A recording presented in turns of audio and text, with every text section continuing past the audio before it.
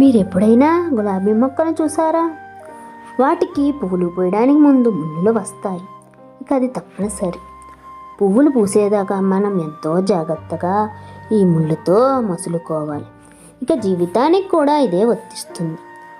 సంతోషం కావాలంటే మనం కొన్ని కష్టాలు కూడా పడాల్సి ఉంటుంది. కానీ విశ్వాసాన్ని మాత్రం ఎప్పుడూ కోల్పోకండి. ముళ్ళుని చూసి ఆగిపోతే పువ్వులు ఎప్పటికీ లభించవు. గుర్తుంచుకోండి. మీరు ఎప్పుడైనా వేప చెట్టు ఆకులు తిన్నారా?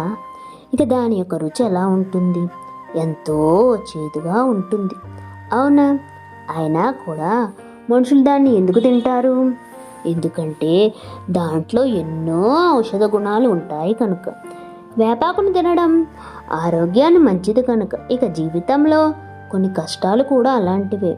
అవి జీవితంలోకి వచ్చాక మనకు దుఃఖాన్ని కలిగిస్తాయి, అలాగే అసంతృప్తిని ఇస్తాయి. కానీ వాటిని భరించడం ఉత్తమమైన జీవితానికి ఎంతో అవసరం అవుతుంది. వాటిని ఎదుర్కొంటూ మనిషి ముందుకు వెళ్ళగలడు. గుర్తుంచుకోండి.